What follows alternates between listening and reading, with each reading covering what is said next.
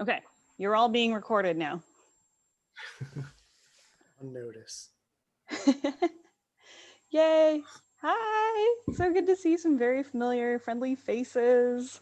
Some that I don't get to see very often. So I see half of Anne's face. Thanks for coming, all of you. It's really nice to be here.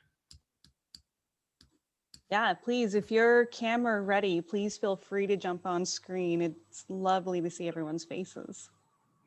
I'm never camera ready, but I'll do it anyway.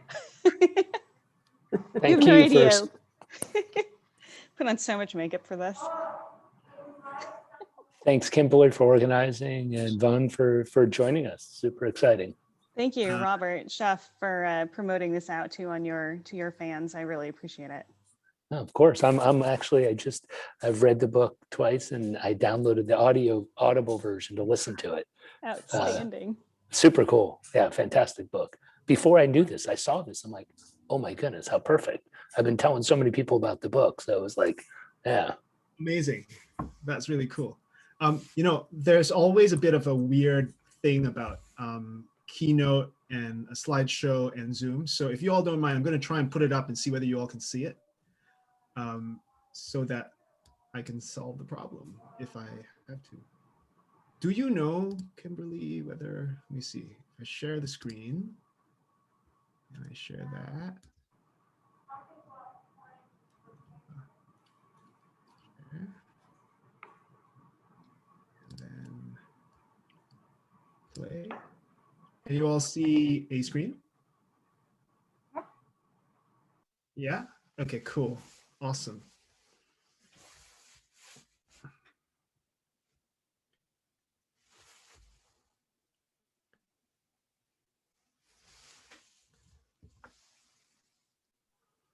I'll continue admitting people as they arrive.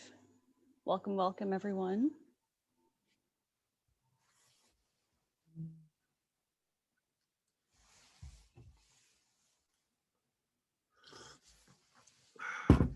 Is everyone more or less US based? I suppose so. Cool. Yes. Cool.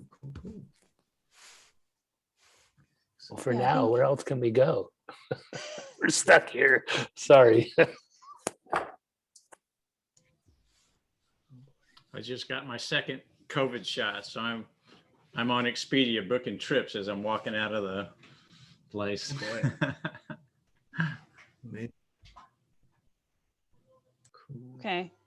I pinned you, Vaughn, so we see your shared screen and then just you for the time being while you do your intro. And then afterwards, I'll switch us back to gallery view and we can all see each other in teeny tiny form. Fab. You drive, Kimberly. Just tell me if and when you would like me to begin. Sounds good. Yeah, let's get started. Welcome everyone to a special PeasOnMoss hosted event featuring the author Vaughn Tan, author of The Uncertainty Mindset. And some quick background to how Vaughn and I are connected. He came and observed the Cooking Labs culinary team while I was brand new into the research chef world and brand new to the culinary world. So saw me in my greenest state. And we struck up a friendship. I was really fascinated by his research at the time, and we stayed in touch. We actually got to see each other in London a couple of years after I moved into the R&D positions. And yeah, I'm really, really excited to have Vaughn share with the PeasOnMoss audience and friends about the book, about the research, and to have a really interactive dialogue. So you're not actually going to get death by PowerPoint from us. You're going to have a lively conversation. So I am very excited. Vaughn, thank you so much for your time, for agreeing to stay up super late to be able to speak to us. What time is it for you right now? It's not that late. It's 10 o'clock. 10 p.m. That's true. I guess it depends on what time your day starts, but again, just thank you. So without further ado, it's all you, Vaughn. Okay. Well, thanks, Kimberly, for having me, and thanks all of you for coming. we sort of had a little discussion before this event, and we decided that what I would do is just do a very, very quick, like maybe 10-ish minute overview of what the book is and how I got there. And then after that, we wanted to really make it a very interactive conversation. I hope it's one of those things where we have a real back and forth, because that's the kind of event that I like to do. So I just wanted to say where I am, like where it's 10 p.m. at night.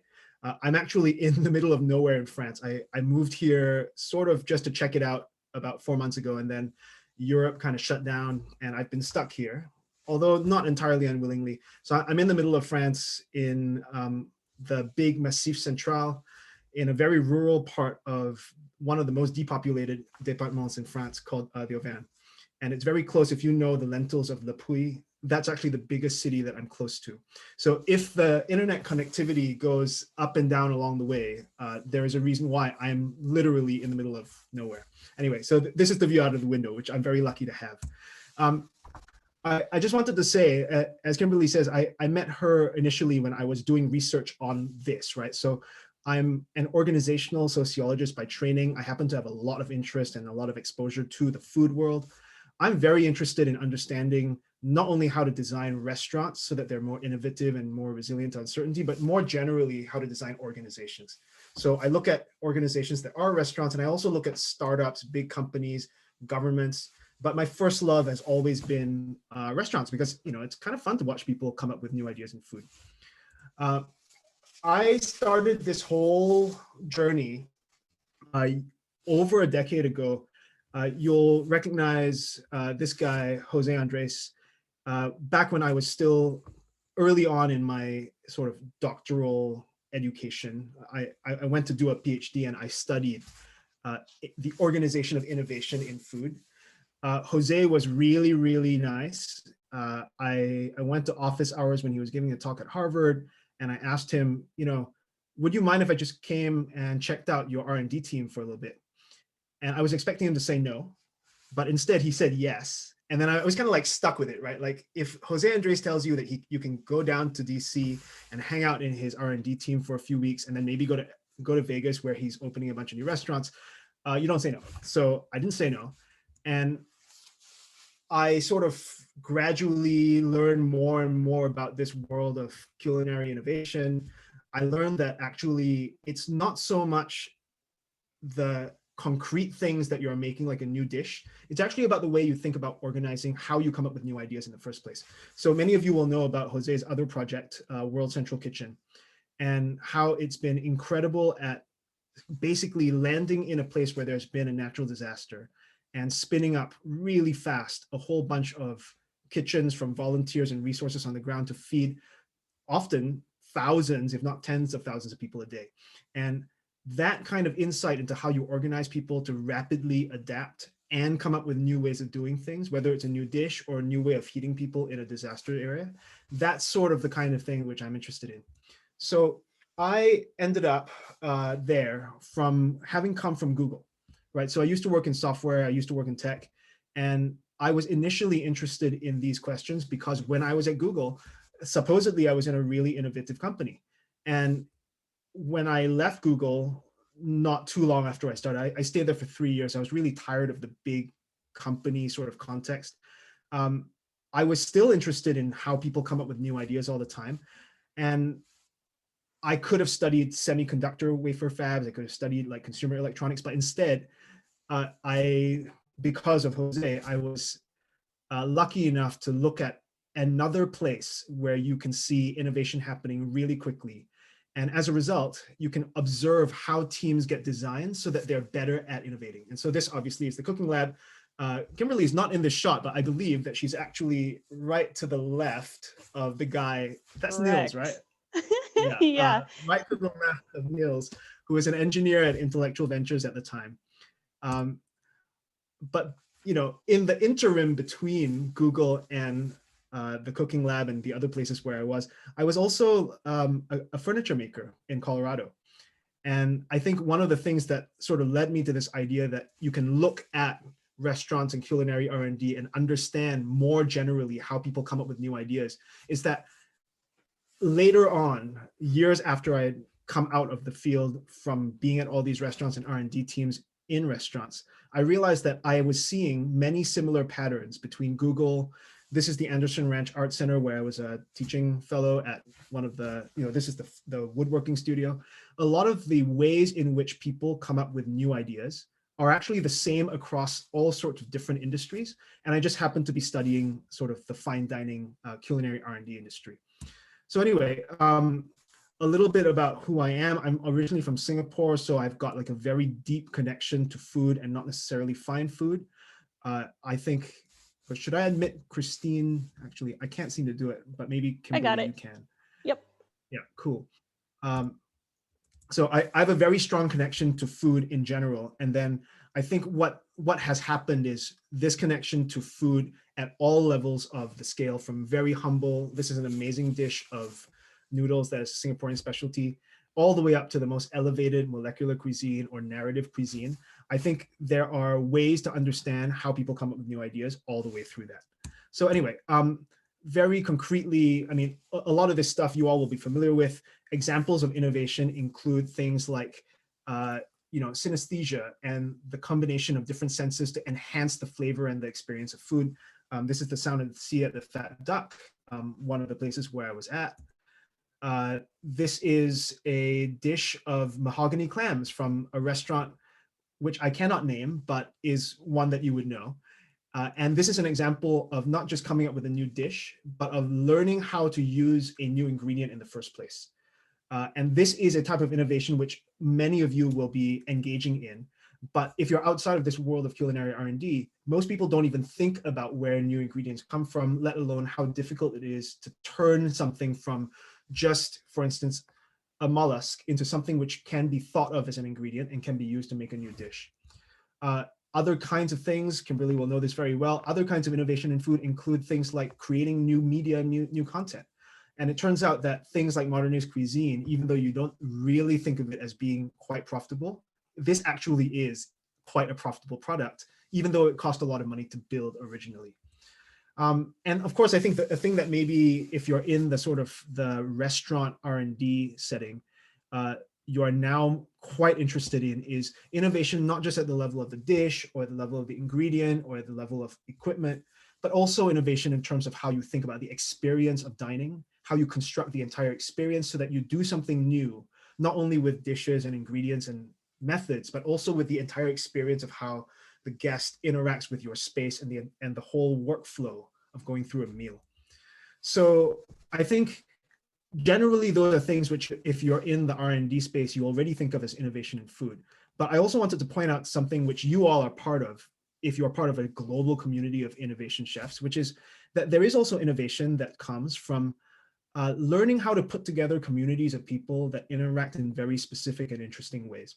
So for MAD 5, which happened, I think in 2016, I was on the organizing committee.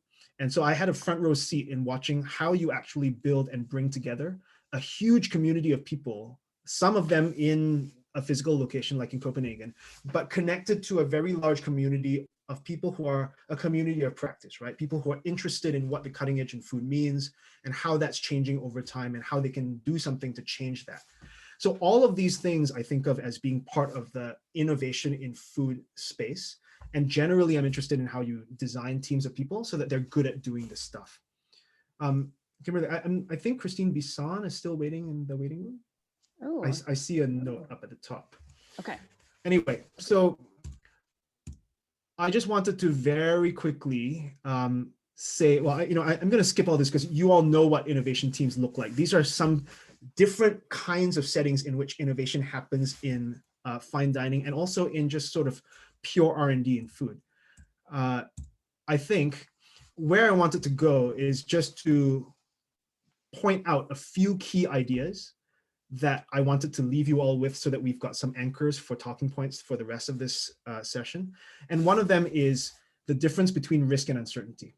So for those of you who've read the book, it's called The Uncertainty Mindset because I think a really, really big part of what makes these amazingly innovative teams able to come up with new ideas so much is that they don't pretend that the world is risky and therefore can be, in a sense, optimized or anticipated in some way. what they believe and how they act is that they don't really know what the future will hold. And so they're uncertain about what the future will hold and what they need to do in relation to that. What that does is it changes the way they do things in terms of how they interact with each other and how they organize their teams. And not only is that good for being innovative and adaptable, but also I think confusing risk with uncertainty can be fatal, right? So we are all now, literally all of us, we're living through the consequences of governments everywhere, confusing the uncertainty of coronavirus with some kind of plannable for predictable risk that they thought that they were facing. And so they were always trying, like the US government, the UK government, many of the European governments were trying to optimize how they responded to coronavirus so that they could, in a sense, get the biggest bang for their buck. That's something you do when you understand the risk and can mitigate it. Instead, if you're facing coronavirus where really nobody knew at the very beginning what it was, how to treat it, how bad it would be, but they had some signs that it could be really, really bad, just looking at Italy or China, they, instead of treating that uncertainty as if it were uncertainty, they treated it as risk. And now we're all paying the price for that. Anyway, I think the big takeaway for me is that we always think that uncertainty is something bad and something to be avoided.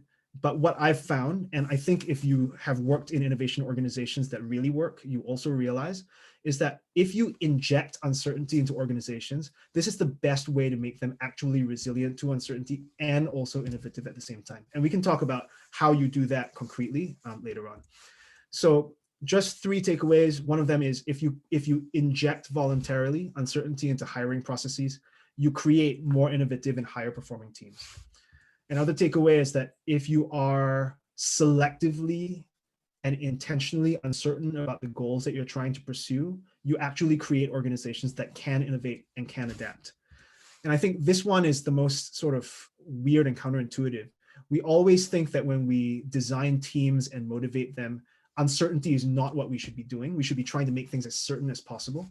But in fact, if what you want to do is you want to build teams that are willing to fail and therefore are able to learn and able to come up with new things, what you need to do is you need to be very designed and intentional and very careful, but definitely you need to inject uncertainty into how you motivate them. So I think of this as desperation by design.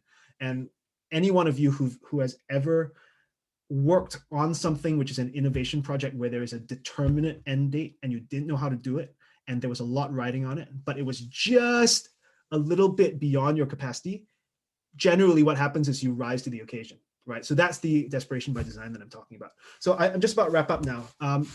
I think if you want to know more about the concrete things, the book is there. You can go look at it on the website or whatever. You can buy it anywhere in the world from wherever books are sold.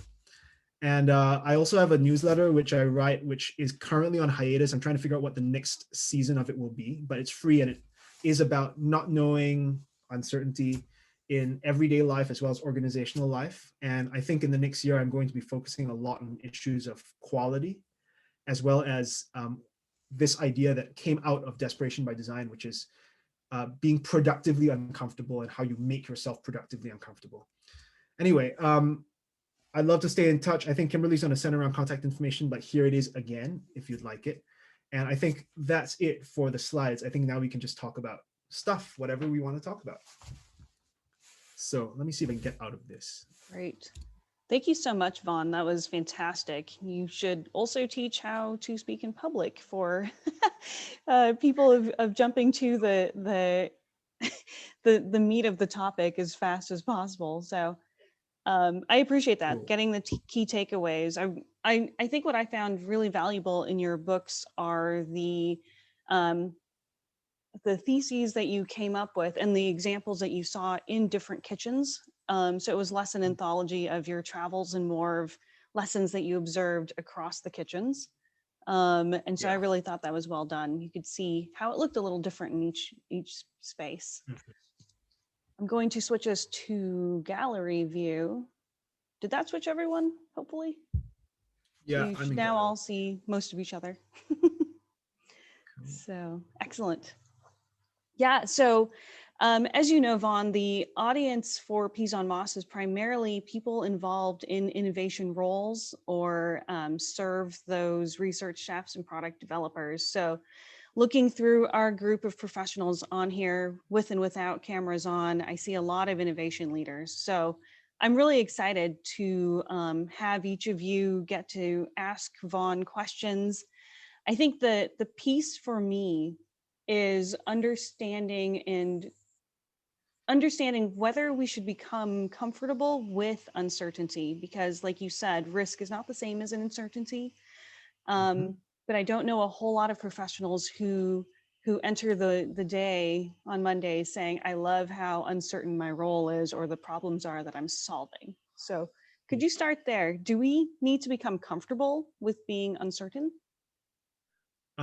I think it's a really good question, and it's particularly relevant and I guess easy to answer if everyone I'm speaking to is involved in some way in innovation, right? So I think if what you're doing is doing something which you already know how to do only, then maybe uncertainty is not such an important or such a big part of your daily life. But if what your job is doing something which hasn't been done before, where you need to design something which nobody knows yet, even what success looks like, I don't think that there's any way you can avoid being uncertain. It's definitionally, it's by default, it's a part of what defines your work, right? So, I mean, to answer your question directly, I think if you are an innovation worker, if you are tasked with coming up with new ideas, you simply can't avoid it. Like if you try and avoid it, you cannot come up with new things. So the definition of newness is hasn't been done before or hasn't been done that way before, which means you don't know either what it is you're trying to do or how to do it. If you don't know either of those things or both of those things, you can't be certain. So instead of trying to deny that you are in a situation of not knowing or of uncertainty, why not simply say, okay, I don't know. What can I do to figure out, right? And all of the really successful teams and people, both in food and outside of food, because I also work with tech startups, the one thing that is common across all of the successful ones is that they don't try and pretend that they are certain when they're not. And they also don't treat uncertainty as being inherently terrifying and to be avoided. In fact, what they do is they say, okay, fine, I don't know. What's the worst that could happen? I'll try something out, right? You'll experiment. If the experiment doesn't work, if you design the experiment well, you'll still learn from it. And that's I guess the biggest insight about dealing with uncertainty, that as long as you treat it as something just to be dealt with instead of being avoided or denied, then you have the possibility of treating uncertainty as if it can be a resource that is productive, rather than one that is just necessarily bad for you. And there's a bunch of questions in the chat as well. Should we sort of loop that? Yeah. So And I then saw that again? Chef Robert had a question. So Chef, would you unmute yourself and ask your Yeah. question of Vaughn? Sure. Yeah, I have a couple. I'll start with one. There's one word in the book that I just hadn't heard before, is the equifinality, Oh, right? yeah. Equifinality. And about open systems, biological or sociological, and I'm curious if you can apply that and maybe expand upon that in R&D in food. Absolutely. So what Chef Robert is talking about is this word equifinality, which I discovered like not that long ago when someone who is a biologist introduced it to me. It's just this idea that if you've got a very complex system, to get from point A to point B, there are many possible routes, right? So the analogy might be you're in a big city. So I used to live in London. I no longer do. If you wanted to get from where my workplace was in Canary Wharf to where home was, which was close to London Business School, you could take the tube, you could walk, you could cycle, you could take the bus, you could take a cab. All of those different ways would eventually get you from point A to point B, but each one of them is slightly different, right? So some cost more, some take longer, some are more polluted, some are more scenic. And I think the idea behind equifinality is it's simply that if you want to get from point A to point B in a complex system, there are many ways to do it. And so this is applicable, I think, to innovation and coming up with new ideas in food, because if you want to get from point A, I don't have this new thing I need to build yet, to point B, I have to have built this new thing. You know, if you ask Kimberly or Jerome or Mark or Robert how they would get from point A to point B, they would all probably have completely different ways of doing it. And as long as you get to point B, it's fine, right? So equifinality is both perhaps something which makes you think, oh, I don't know which is the correct route. What do I do? But the alternative, the flip side of that is there is freedom, right? So because there's not just one way to get from point A to point B, that means that you are free to choose not that only way, but any one of many possible ways. And in fact, as I'm sure you all know, most of the really innovative discoveries occur when people who don't know what the correct way to do something is, do something in a way that's not correct, but get a really good result, right? So you all know, so I have because I am me, I have a massive stack of Post-its on my desk, but you know that the Post-it adhesive, which ended up making 3M a ton of money, was actually a failed super strong adhesive, which they realized was actually a releasable, strong enough adhesive, and they turned it into something which honestly made them a lot more money than the super strong adhesive would have. So I think equifinality actually, it's absolutely, it's a great call to call out that particular word because it's a huge part of how we should think about doing innovation. So there are a bunch of other questions as well. I think. Yep, I was going to jump to Aquino next. Absolutely. Aquino, would you ask your question out loud? Yeah, sure. So I was wondering if you feel there's a need to make shifts in mindset in an education or academia, I guess, context towards Yes. your acceptance of uncertainty versus like traditional metrics of like getting those, getting that 4.0 or whatever. And then how is that contributing to maybe a lack of or, thereof of innovation, I guess? Totally. So I think the thing which maybe I didn't mention, I think Kimberly didn't mention, is I'm currently still teaching. So I'm a professional teacher, right? So I teach at University College in London, and I have undergraduates, I have graduate students as well.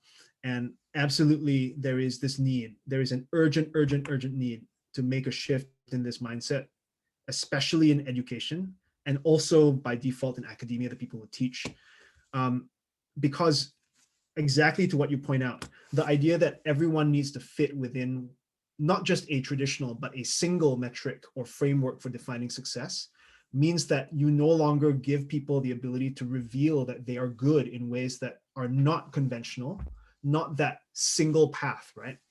And I think that there is obviously that kind of, if you don't give people a chance to show that they're good in unconventional ways, then the people who are unconventional don't get to succeed, which is bad. But I think the bigger and more prevalent and maybe even more insidious problem is that even the people who are successful in conventional ways are no longer being prepared for a world where just being able to check all the boxes is enough to guarantee your success.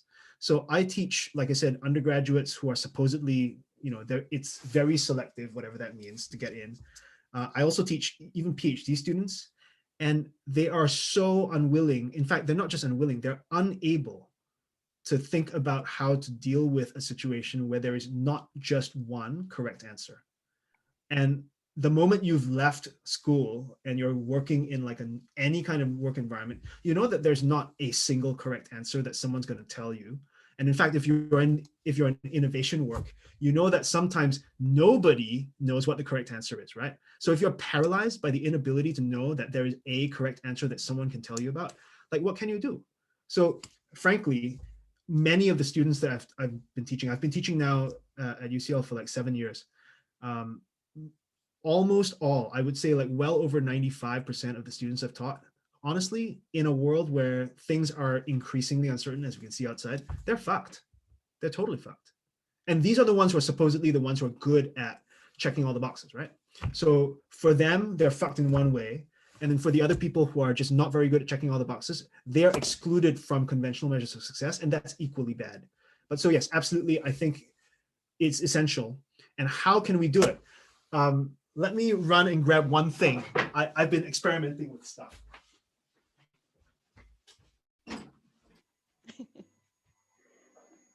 Yes, Aquino, I did not actually give a very good intro of Vaughn. He is a professor, and yeah, I actually kind of like that you just jumped him with a kind of an indictment of the academic setting. I have a question for the professors in the room, and you know who you are. So I'll grab you all in a second. Okay, back to you, Vaughn. Yeah. So I think one of the things that I've been thinking about is, and this actually goes towards something which I talk about in the book, which is this idea of progressively overloading yourself with uncertainty so that you can learn how to deal with it and be in it without freaking out, right? And if you are an innovation chef or you work in innovation, you know that if you had just started out like at the very beginning of your career with the kind of uncertainty that you have to deal with as someone who is now seasoned and matured, you would have maybe freaked out, and you had to gradually get mentored and trained up yourself to do it. So I've been thinking about what kinds of activities and games you can do as just yourself, or you can have people facilitate you to doing. And one of the first experiments with this is this thing. It's called IDK. I don't know. And if any of you know about a tool called the oblique strategies, it's a thing by Brian Eno and a collaborator whose name I'm momentarily forgetting. Peter, it's not Schwartz, it's something else. But Brian Eno had a deck of cards with instructions on them. They were very ambiguous instructions. And it was a tool for when he was stuck. He was at a creative impasse. Like he didn't know how to resolve something in composition or production or something. And he would just take that stack of cards and pull out one card and follow the instruction on it. And the instruction would be something like turn it green or invert it or go for a walk or something. And often it wouldn't work, but sometimes it would. So not the same thing, but inspired by the idea of having ambiguous instructions that force you to do something that may be useful for you. IDK is just a stack of cards that each one of which has an instruction on the back to make you do something which makes you a little bit uncomfortable in a way that teaches you how to deal with a situation where you don't know what's going on or how to be in that situation. And it's built on a few principles which came out of the research. You know, one of them is it has to be self-committed. So you can't be forced to do it by someone else. You have to choose to do it yourself. Another one is that the experience of uncertainty has to be designed around learning. So you have to design it so that even if the experiment doesn't work, you learn something from it. It has to be progressive so that you cannot start with the most uncertainty. You have to start slowly and gradually build up. And there has to be spaced repetition, right? So you have to do something, get it through, and then don't stop, do it again, but a little bit more, and then do it again a little bit more. So this is the first prototype. But I have a bunch of other teaching tools and things which I've been thinking about working on. And I want to see whether this one works first. So absolutely, I think education needs something. We don't know what that is yet. We got to try it out, see what happens. Cool. So should we keep going down that list of questions? Yeah, I'm actually going to jump to the professors right now. There are two instructors, I think, in here for sure. I'm going to jump back to Chef Robert because he himself was a CIA instructor and is also an innovation chef who breaks a lot of things in the name of science. Is that a fair introduction to you, Chef Robert? And also you do all sorts of other interesting things. So maybe 15 seconds on who you are and then jump to your question. Oh, yeah. Okay. Robert Tan, founder of Flavor 360 software for doing R&D and putting structured to unstructured data, essentially. So the question I have for you related to that is, I see that, you know, one of your interests is really about structured data. And how did the teams that you interacted with use technology to document and share the process and progress of what they're working on? The short answer is badly. Yeah. But you all know that, right? So I think if I were to say what I think would probably be the best tool for managing an iterative development process that is recipe driven, it would probably be what in software engineering you would call a version control system. But the problem with that is that I guarantee you, of all of the development chefs I know, and it's actually quite a lot, and they're all among the best, they have very little patience and tolerance for dealing with a VCS. So it's not going to work like that. I don't think that there is a good system now for managing the ongoing progress of a distributed team of people working on recipes, either collectively, interdependently, or independently. that I know of, but maybe Robert has a solution. And then the other question about sharing, I think actually, interestingly, the culinary world is very good at sharing the end products of some kinds of culinary innovation. Unfortunately, only some kinds, right? So it's very good at sharing beautifully plated dishes. It can be good at sharing experiences sometimes. It tends to be really bad at sharing documentation of process innovation, which is super important. It's very, very bad at sharing kind of the social and organizational innovation that I know is happening all over the place because I've looked at it, but you tend not to see it very much. So I think the answer is, just to very concisely say it back, in terms of how they manage the actual process itself, I think it's very, very poorly documented. The best ones actually work on paper with lab notebooks, and they've got assistants who do a lot of the transcription for them. So Jose's team is actually like that. That's the Think Food Group team, and they're an amazing R&D team, incredible R&D team still, I think. And then in terms of communication, I think like things are very obvious and communicable, like a dish, easy. And then things like process, social innovation or organizational innovation, extremely rare. You barely see it, which is not great. Thank you. Yeah. Thank you. Okay, I'm going to take a sharp turn. And Stanzi had asked a question earlier as a young professional. Stanzi, would you unmute yourself and share your thoughts? Hi, so I'm Stanzi Smith. I recently graduated from Southwest Minnesota State University. Mm-hmm. I'm interning at Griffith Foods in Allsip, Illinois. And my question is, as a young person entering the career scape, how do you suggest having this uncertain mindset when there's like all of this anxiety about like making the right choice, making educated decisions about what jobs you choose, being patient enough to wait for something that, is worth your time, but also knowing that like you have to have a job? Yeah, for sure. I think, and actually, I'm very curious what everyone else thinks. So all I can say with any certainty is what I did, and it may not be the way that you make the most money, but it was for me the way that I had a lot of fun and learned a lot of weird, unexpected things along the way, right? So what I would probably recommend if I were to use just my personal experience as a guide is first choose jobs that you think will lead you to learn something that you don't already know, right? And then once you've got that kind of job as a set of options, and you should always try and have options, make sure you choose from among those options the one that allows you to eat as well. So I tend not to believe in starving for the sake of learning, because you can almost always learn without starving. So, I mean, just those two principles, like go look for things that teach you stuff that you don't already know that you want to learn. And then once you've got that as a set of things, because most things will not actually do that, right? Most jobs don't teach you new stuff. And if they do teach you new stuff, it won't be something that you especially care about. Once you've got a set of places where you can learn something new that you do care about, make sure you can at least make enough money to like, pay for the things that you want. And I think I've always been able to make enough money doing stuff. Like I used to be a furniture mover. I used to make furniture. I've done a lot of weird things. I've never not had enough money, even if I have never had tons and tons of money. So I think it's doable, I think. But I don't know, what do the rest of you think? Yeah, anyone have a burning example to share? I think actually Jack's question ties into your answer, Vaughn.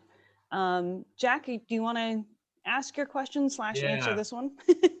I actually have a good example. I was a high-tech guy, worked at Microsoft for many years, and I went to barbecue summer camp in the Meat Sciences Department of Texas A&M. And now I own 4 barbecue restaurants, and that's what I do for a living. So amazing. I definitely had the perfect midlife crisis, and now I'm having a lot of fun. We do very old school Central Texas style barbecue that's written about in modernist cuisine. There's a whole chapter on smoking. Yeah. the science behind it. And I quote that book all the time to people, and I'm explaining how the invisible gases off of a clean burning fire that have the flavor, you know, for the meat and all that. But what I'm interested now, because I have 3 pillars for my company. It's authenticity, which is the food. It's Southern hospitality, which is the service. And I have a third one called experience. Yeah. It's about, you know, keeping, for me, it was initially about like just keeping the parking lot clean and stuff like that. The music at the right level, the lighting at the right level. Yeah. You know, I walked in one day, this is a Central Texas style barbecue place, and the Bee Gees are playing. And I had to tell my host, like, you know, it's just, this is not the Bee Gees place, you know. The funny thing is, though, you know, we turned the Bee Gees back over to Stevie Ray Vaughan. There's 3 middle-aged guys sitting at the bar drinking beer, and one of them leans over and says, "Hey, I was listening to that." But in restaurants, I'm trying to figure out, when you started talking about the experience and you saw that weird stuff tableside, that's when I thought, oh yeah, how can I take it up a notch? Right. What are examples of that?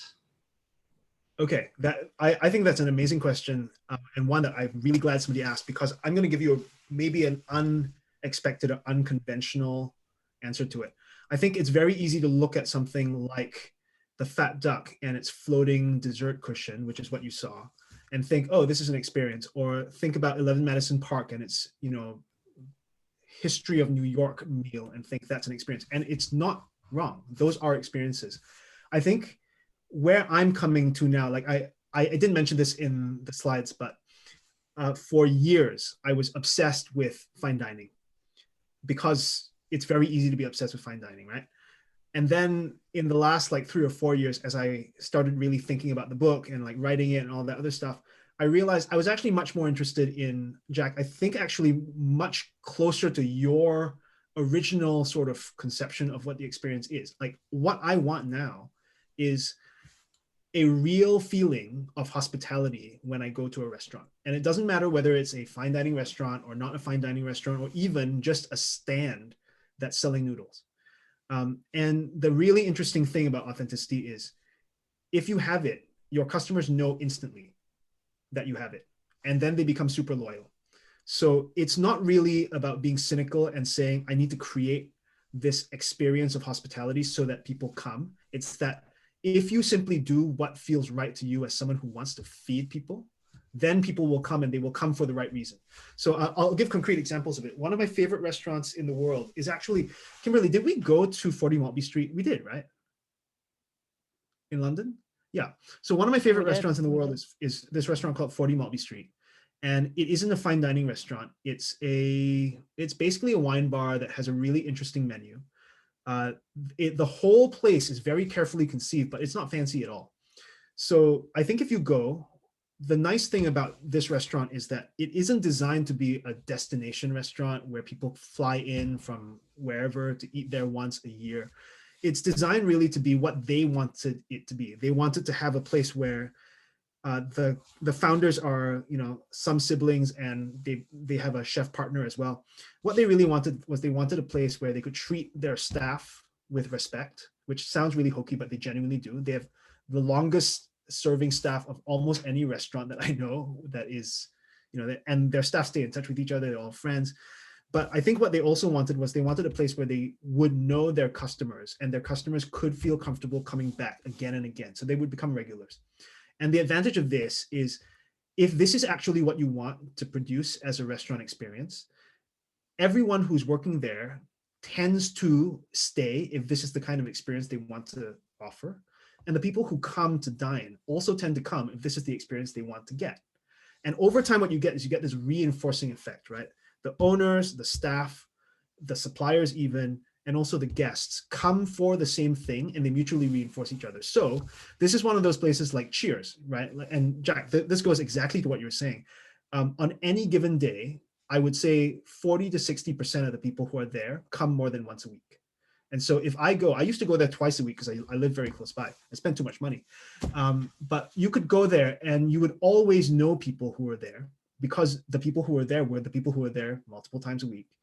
It was the kind of place where, because people knew that there were other people there who went all the time. You could have the kind of experience you want to have in a restaurant, which is you're standing at the bar or sitting at the bar and you're drinking something and someone's like, have some of this. It literally does happen. And I think that, I'm not saying everyone needs to design that experience, but that's what they wanted to build. And they simply, very slowly built that. And now they've got a reinforcing experience of staff, customers, owners who all want the same thing. And you don't even need to really coordinate it. They're all doing that. That, I think, is the kind of experience that is completely within the reach, and in fact should be within the reach of every restaurant. Like, why shouldn't you want to run the kind of business that you want to run, that attracts the kind of customers that you want to attract, and keeps the kind of staff that you want to keep? There's no reason. Does this go back then to embracing that uncertainty mindset because we as an organization or we as professionals have started to form our identity and then we address uncertainty within that context? Or kind of what are those two connecting points with that part? Yeah, no, it's another really good question. I think one big part of being good at creating an authentic experience as a restaurant, and I think this generally applies to all companies, right? If you want to run a company or start a company, you have to want to start a company that actually does what you want it to do. And if you're an evil person, then that'll be an evil company, but at least it's consistent with you. But generally, if you're in hospitality, what you're really trying to do is you're trying to be hospitable, right? You're trying to be generous and feed people something which you want them to love eating. You want them to enjoy. So I think knowing, a big part of being able to deal with uncertainty is knowing what you want to achieve. So this goes to, by the way, to the open-ended goals that I talked about, the goals that incorporate uncertainty. I think a big part of knowing how to build an organization that is robust in this way is you have to know what it means to want what you want, right? So you have to be able to articulate to yourself, or at least recognize when you are doing something which is working and something which is not, which is a lot of honesty. You always know when something's not working. You often just are unable or unwilling to admit it to yourself. Now, once you know that, the other really important thing is you have to be willing to know what it is that you're willing to give up to get what you want. Now, once you know that, you can deal with a lot of unknowns. You may know what you are trying to achieve. You may know what you're willing to give up, but you have no idea how to get there. But that's the kind of uncertainty you can deal with. The kind of uncertainty you cannot deal with is when you don't really know or are unwilling to tell yourself what it is that you're trying to achieve and what you're willing to give up to get it, right? So all good organizations, whether they're restaurants or technology companies that are 50,000 people, the ones that work are the ones that really know what they're for and what they're willing to give up to get what they're for. Because if they know those things, they can just navigate all the other uncertainties. This is what Amazon, for all of its sins, is exactly like this. It knows exactly what it's trying to do. It definitely knows what it's willing to give up to do that. We don't have to agree. And as a result, they build all of these crazy products that manage to do what they're trying to do and trade off whatever they're willing to trade off. And they're a very successful company as a result. But you don't have to be Amazon. You can be a, 25-seat restaurant or 10-seat restaurant and still do the same thing. Yeah. So other questions are showing up in there. Should we go there, or how do you want to do this? Yeah, well, some of the chat is responding to some of the comments that you've made. A lot of information about some of the audience members. Jack, please definitely post your info because everyone's wondering who you are. And I think I'm the only one who has the inside knowledge of Jack Timmons and Jack's barbecue. So why don't I quickly just sort of like respond to some of this stuff? I think you want to start at the top and go through? Anxiety and stress are emotional responses to the situation. This is absolutely true. So the biggest problem with dealing with uncertainty is the fact that we respond to it emotionally, but we don't let ourselves deal with the emotional response. And so we pretend it's not there. We try and deny it. If in fact, all you say is, I don't like it when it's uncertain, but I know I have to deal with it. How do I deal with it?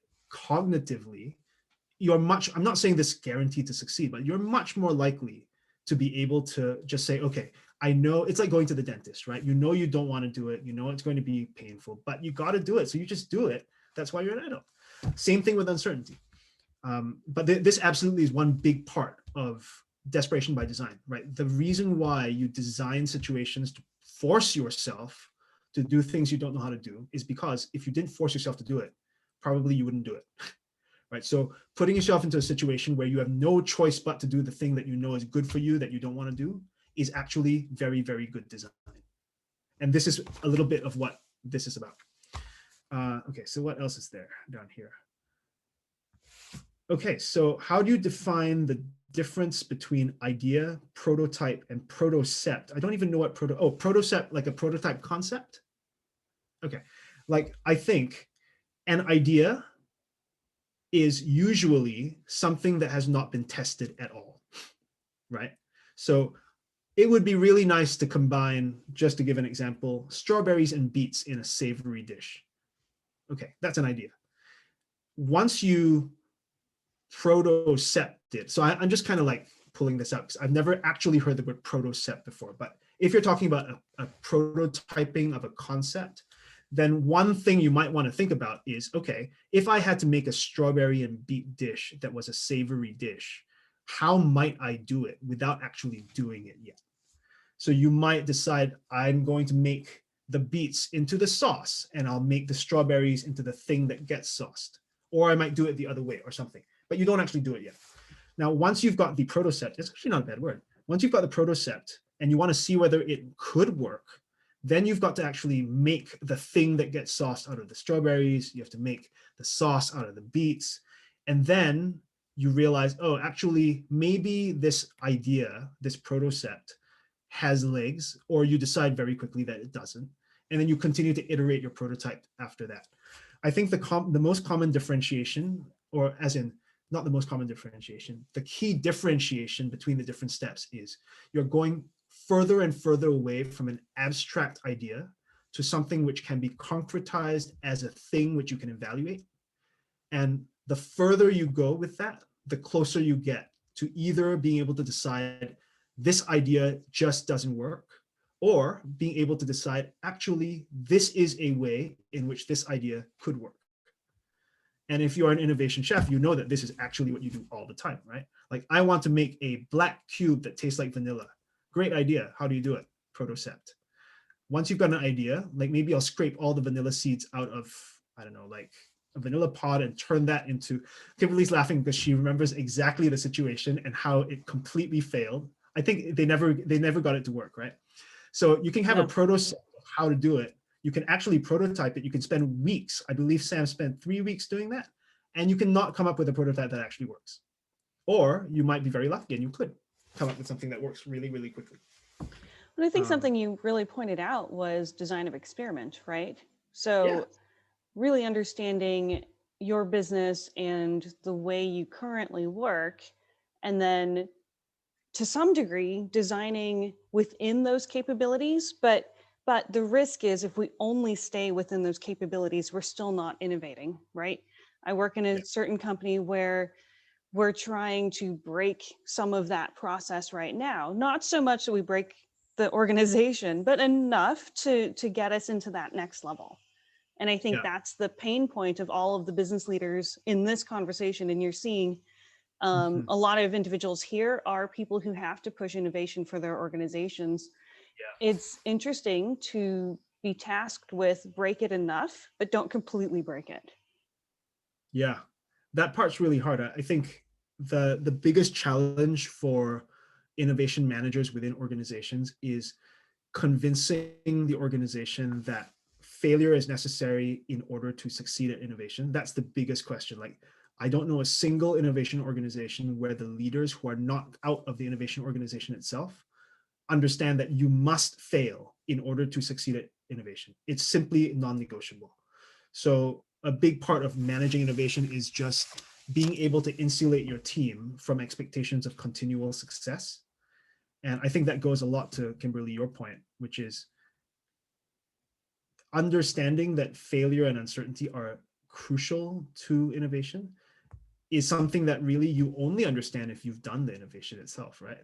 So if you are part of an organization which depends on innovation to be successful, like all of the organizations that have R&D teams, but the people who run budget, who run production, who are senior, have not come out of an innovation background, that's your biggest challenge. The moment you can convince them that uncertainty and failure are essential to being able to innovate in a way that makes the company succeed long term, I think more than 50% of your job is done. So if I were in your position, that's what I would be trying to convince people about, right? Just the logical necessity of not knowing what you're doing in order to be able to eventually figure out something that nobody knows about yet. Like once you explain it like that, usually it becomes quite easy for people to understand that even if they don't viscerally or emotionally believe it, they must at least cognitively believe it, right? Because that's just something that they have to be able to admit. Cool. Absolutely. We're getting close to the top of our hour. Is there anyone who hasn't gotten their question or comment answered that would really love to have a second? Raise your hand or just blurt at this point. Haley, I see your hand. Literally, you see your hand. Literally, I'm on my phone, so like, because I don't have Zoom on my work computer, so like, I'm just trying to make it work. So super. I just want to say thanks, Vaughn, for taking the time, and it's just been really great to listen. And thanks everybody who's asked questions. I think I'm a listener and I'm a sponge, so I love these for when I get to listen and when I get to just be a sponge and just absorb all of it. So I just wanted to say I super appreciate it, and thank you, Kimberly, for putting all of this together. So just very good information and very good conversation. So thank you, Haley. Thanks for joining, Haley. Yeah. Super good. Awesome.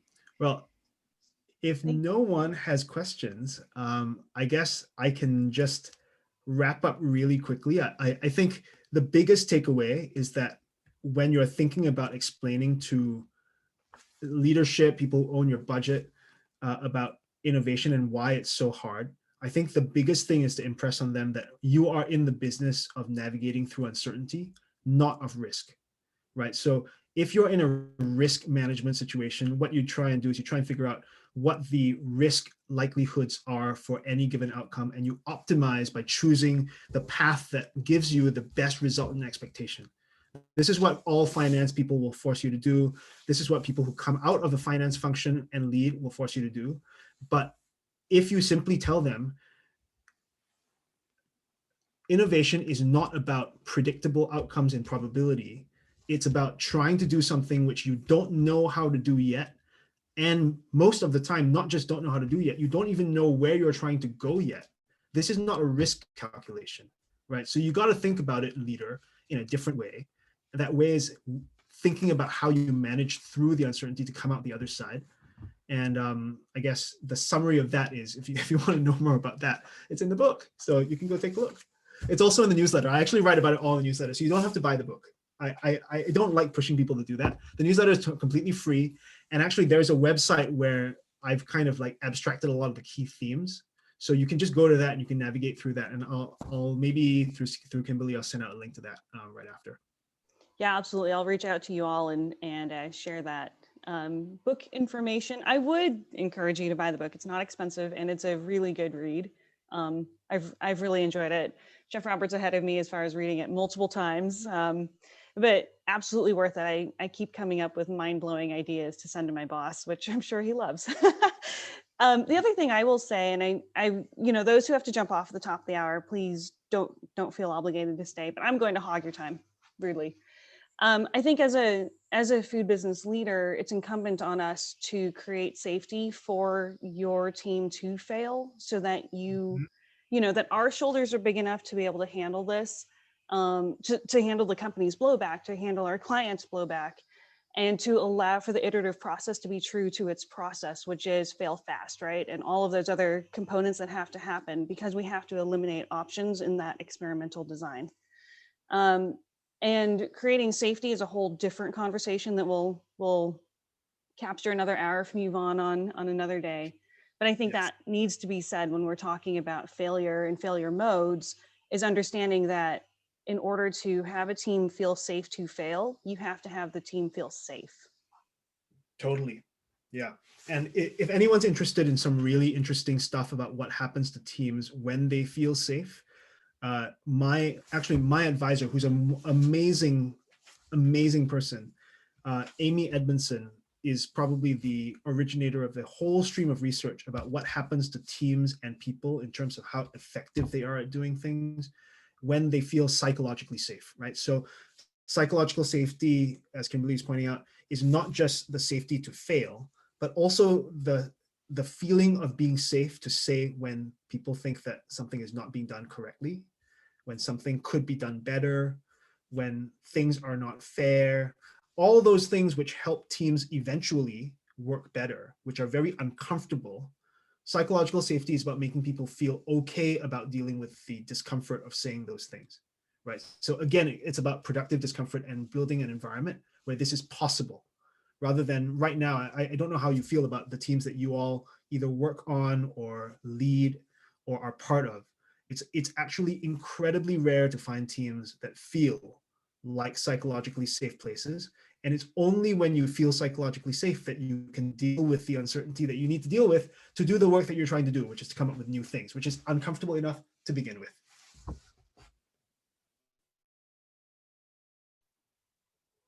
Thank you, Vaughn. Okay, final call for comments. Can you state the name of those cards that you were talking about again? Oh yeah, it's they're just called IDK. They're linked on my website. They're not actually available to buy yet. This is a prototype set. The decks are going to arrive soon. According to the printer, they will arrive in 2 weeks, but because of COVID, who knows? They're being printed in Belgium. But yeah, I just like I'll that ask idea a everyone lot. to print out a link when they're available. And I'm gonna do a set for restaurants, for R&D chefs actually. IDK for food. So, but soon, not yet. We'll Gotta send you figure it out. ideas. Yeah. Anyway, thanks so much for joining. It's really good to meet all of you. Yeah, thank you again, Vaughn, for your time and for joining PeasOnMoss. I really appreciate it. Thank you, folks, for joining us. And Vaughn, we'll talk to you again. I will definitely be begging you for more time. Superb. Looking forward to it. Anyway, have a great rest of the day, everyone. And see you next time. Good night, everyone. Take care.